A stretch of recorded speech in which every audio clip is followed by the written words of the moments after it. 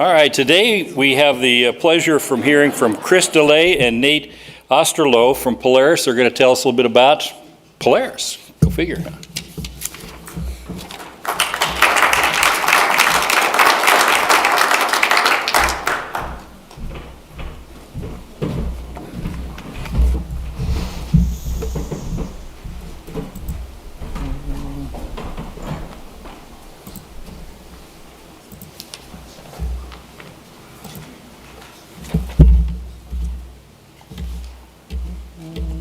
All right. Introduction first. My name is Chris DeLay. I'm from Beersford, South Dakota. I've been with Polaris Industries for 2.5 years. Prior to Polaris Industries, I was with Slumberland Furniture in Beersford for the previous 22 years. I kind of grew up the corporate ladder at Slumberland, love distribution. I've got a bachelor's degree in management.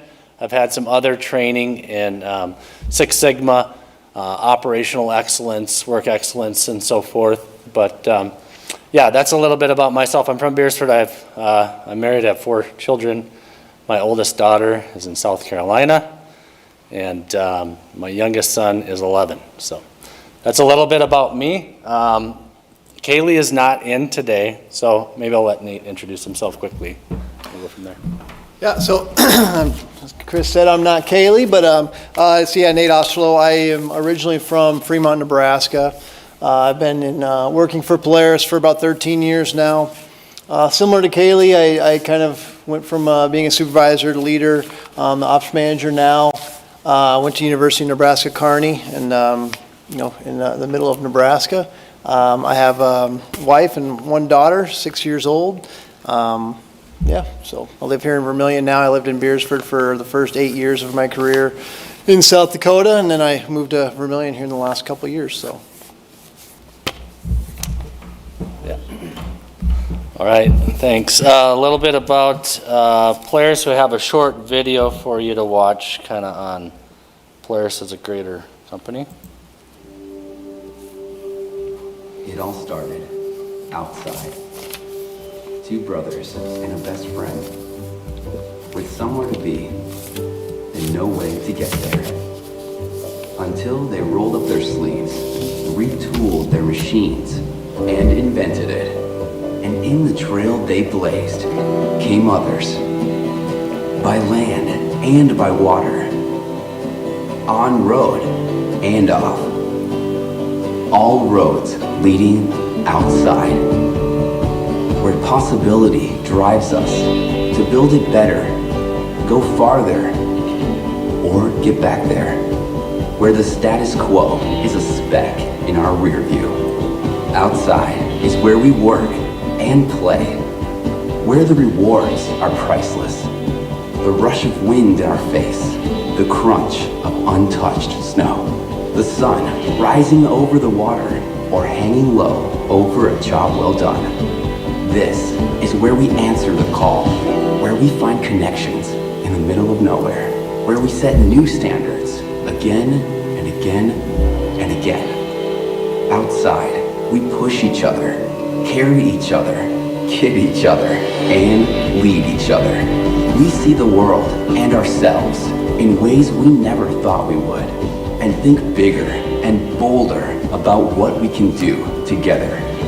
Outside isn't a destination, it's an adventure where there's always something to explore and always room to invite one more. It's a horizon that challenges what's inside us, and we exist to take you there.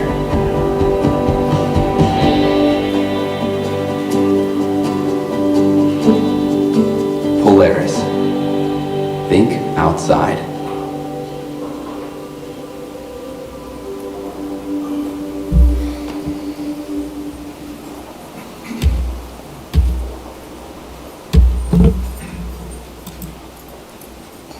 Yeah, so think outside. I think the originators of Polaris initially were looking to check their trap lines in northern Minnesota or Canada or somewhere up there, and they had difficulty getting to their trap lines, so they needed to invent something to to get them to where they needed to go. And innovation has been extremely important factor in Polaris from the beginning. So a little bit about the team, best culture. Polaris looks to identify and find the best team members and build the best culture. In 2025, we're named to Forbes top, I believe, 100 companies, large companies. But Polaris was founded in 1954. There's about 18,000 worldwide employees. We have 19 global manufacturing locations, 12 distribution centers, 5 research and development areas. We have a big ranch in Texas, for instance, that they just test product over and over and over to wear the product down, to identify any weaknesses in the product before we launch it. That's one that I know of. We've got 3,700 power sports dealers worldwide, shipped over 400,000 units in 2022, and our products are sold in 120 countries. So yeah, beginning in 1954, Polaris was founded. The organization steadily began focusing on snowmobiles and improving the snowmobile. It was about 1985 where we introduced the ATV to the line, and in 1994 we opened up into producing watercraft. The biggest, I think, addition to the Polaris lineup was in 2007 when we launched the RZR, the side-by-side RZR, and you can see the extreme growth since then. But we've acquired numerous companies along the way. The RZR really launched us into a new level of sales, and since then we've gone on to launch and acquire numerous brands. You can see in 2010 sales were about $2 billion, and in 2023 over $9 billion. So sales did drop in 24 due to interest rates.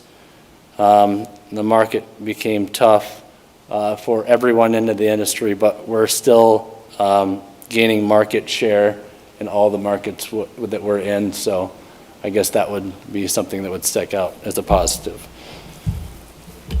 Our Polaris brands consist of off-road. Off-road is the biggest brand that we have. If you can think of like the Polaris Ranger, the RZR.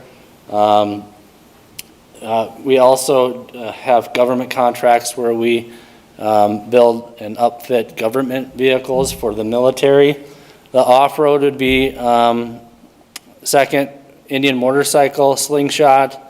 Galpel is in Europe. It's an electric vehicle company, and Exum is another utility vehicle company that's in Europe as well. For marine, Polaris owns Bennington boats, Godfrey boats, and Hurricane boats. And then Polaris Adventures kind of encompasses all of those different areas. Our dealers will take on those products and provide platforms where people can rent them, use them, and whatnot. And then Polaris PG&A is actually what you see in Vermillion. It's a division of Polaris. We are Polaris PG&A Parts, Garments, and Accessories, and we also support all of these different brands. So looking at a map of where all of our global manufacturing locations are, we have 20 in-house manufacturing facilities worldwide. A lot of our product is made in the United States, but we do make, you can see 16% in other countries. I'll turn over to Nate for the second half here.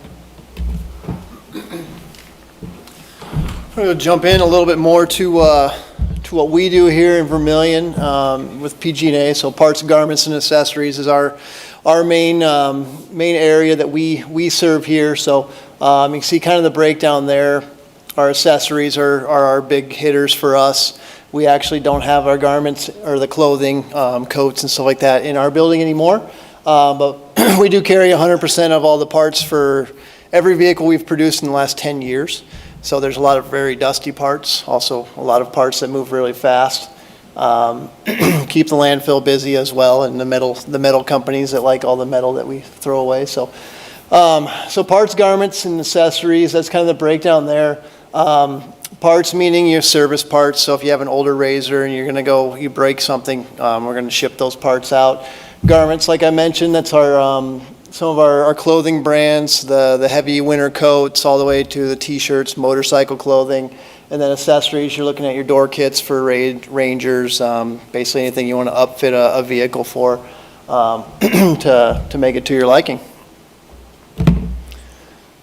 Some of our other brands that we do carry, so they break them into two different areas. So there's Apex and Teton. So when we look at Teton, that's more of your snowmobile, motorcycle riding clothing. So 509 is a brand. It's very similar to Climb. It's not quite as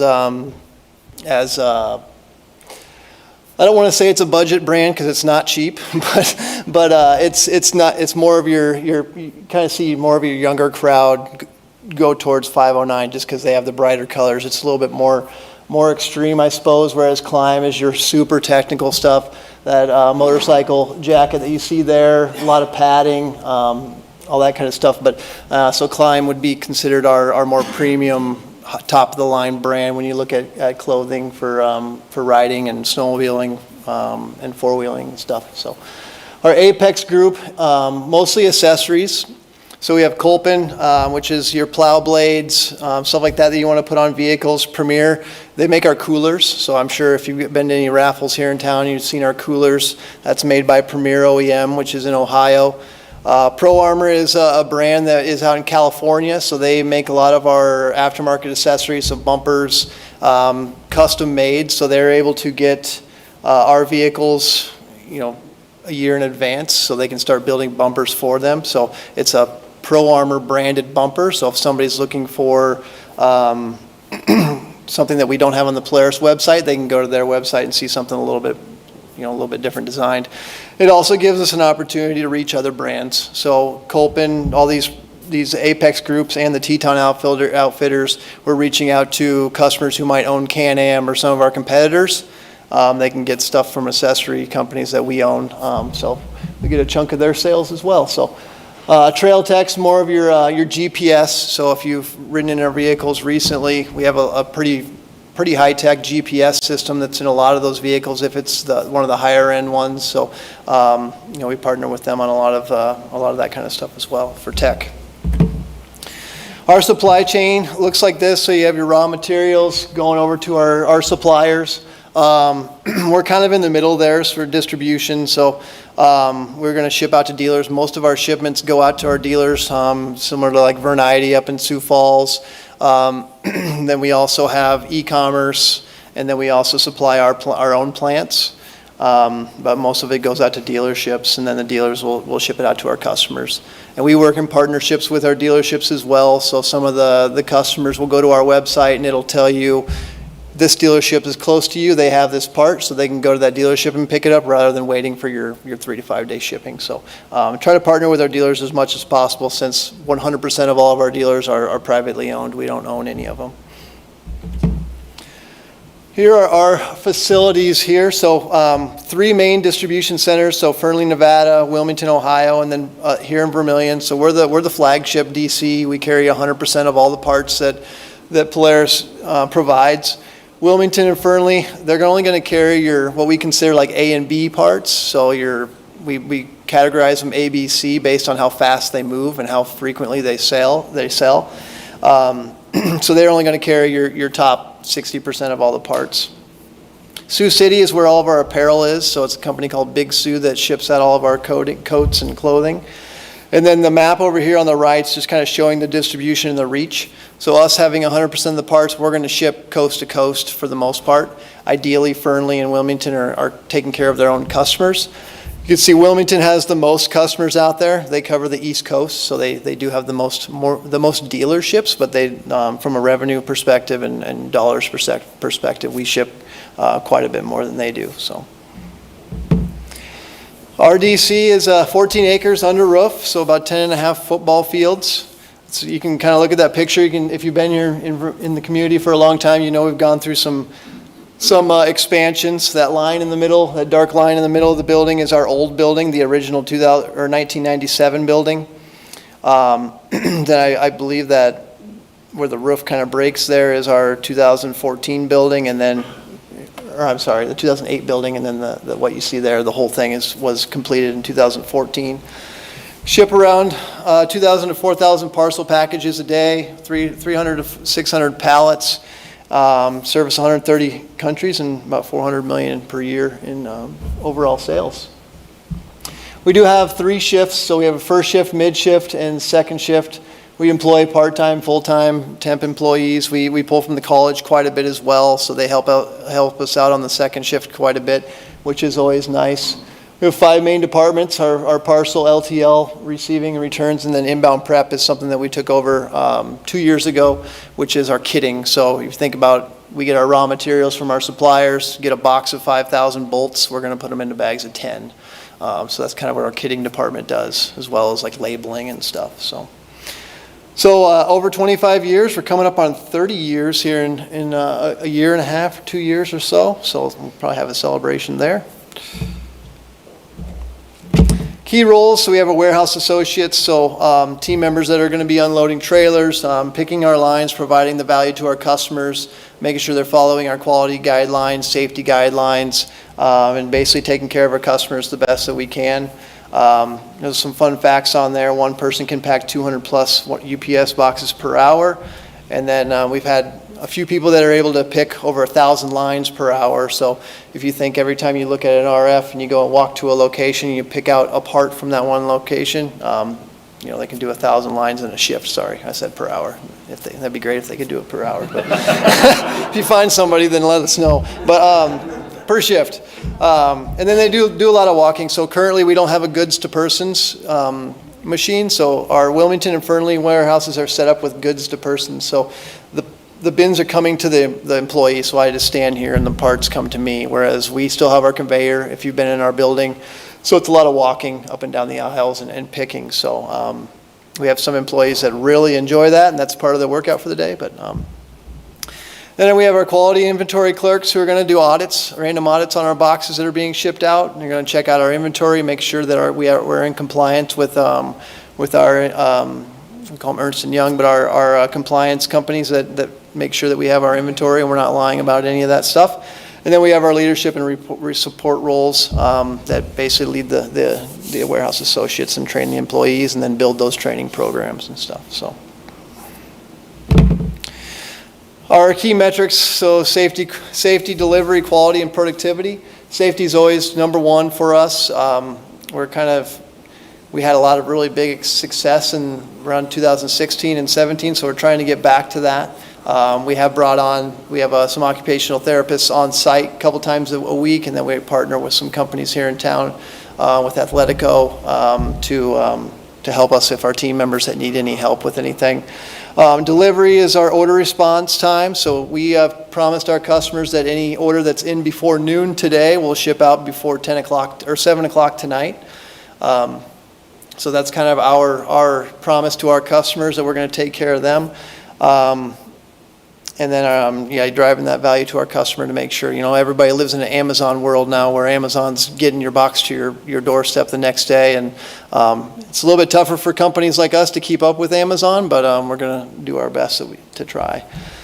Quality, right part, right quantity, and right package protection, super important for our customers. Make sure that we get, what you get is a good looking box and everything is in there is not damaged. And then productivity with us not shipping out full vehicles. We have smaller parts, so if somebody goes to a location and picks a part, it might be worth a fraction of a penny. So productivity for us is super important to make sure that we're staying in compliance with our productivity.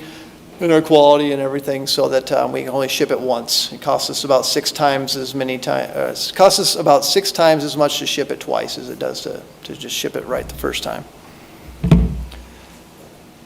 Okay, that's all we have. So, questions? Yeah. So, I thought I just read something in the paper that Polaris has sold Indian. Is that right? Yep, so we are going through the process that it's not finalized yet, so we didn't take anything out of our slides. Should be finalized probably here late January, early February. Yep. The strategy behind that was basically, if you look at our sportsman line, our four-wheelers, they haven't been updated in probably 6 or 7 years, so it's kind of a financial situation of, do we pump money into Indian and keep taking market share from Harley, or do we focus on our core brands? And I think it was a situation where, you know, we're an off-road company by trade, so we want to continue to build our core products, and Indian was not a part of that at that moment. So, yep. The unemployment rate in South Dakota is only 2%. There's only one laborer for every 3 vacancies. How are you doing on recruiting employees? It's difficulty, yeah, absolutely. We, I think, have the benefit of the part-time college students. They help out the staffing in Vermillion, DC as much as possible. I could see us struggling considerably without USD and the resources that we gain from the college students. Mm-hmm. I would think UPS would be, you would be a major customer for UPS on outgoing shipments, is that correct? Yep. I was a little surprised when they shut down their local base here, and everything comes out of Yankton now, I understand. Yeah. Is that an operating problem for you? Not really. They didn't change any pickup times or anything for us. Not without getting into the details, we do FedEx now, but that didn't have anything to do with them leaving town. That was more of a, we thought we were a big customer too, but you look at dollars and cents on how much they're going to charge for shipments and stuff like that. That's kind of where that change came from. If you're noticing the FedEx trucks, so our primary shipper is FedEx now. Yeah. Do you have any like robots making? Other than robots in the building, or is it just? No, not currently. So our Wilmington facility, they have what's called an auto store, which is a giant box of racking that has bins. You can probably fit 40,000 bins. Ours is going to carry, I think, 70,000 bins in the footprint of, maybe an eighth of our building. And then there'd be robots working on top that are pulling these bins out and then bringing them to the employees rather than our employees walking those 10 miles every day. So that'll probably be as close as we'll get to robotics. We've tested forklifts and stuff like that, but we haven't, we offer our facility for other companies to test their products, but nothing's really been a home run yet, so we're still testing that. Yep. I just want to lift up how generous Polaris is in our community. Polaris is the #1 supporter of United Way of Vermillion in Vermillion. Their employees give more than any other employer in the community, and then the company does match in all of the communities that they are active in. They match dollar for dollar for all of their employees giving. So it's a huge part of what does all of the work here, and so we're really, really thankful for that partnership. And I know that that's just one of the things that is part of their Polaris Gives program. Like United Way is one part, but they do a lot of other things in the community. And if you're ever at our facility, our one pallet jack was also Polaris cast off, and we're so thankful for it.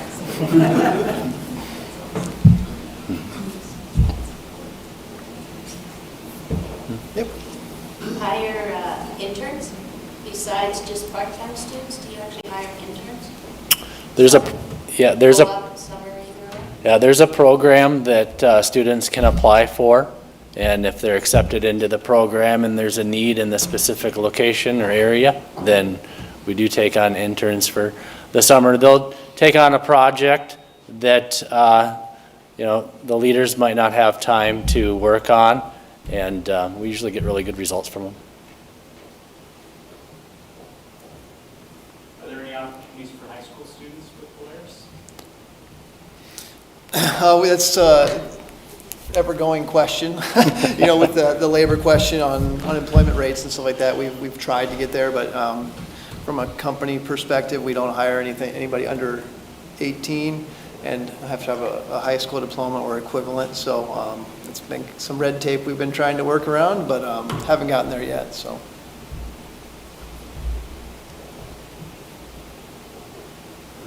All right. Thank you. Hold on, Nate. You get the honor, Jay. We do a 50-50 drawing, so all the money that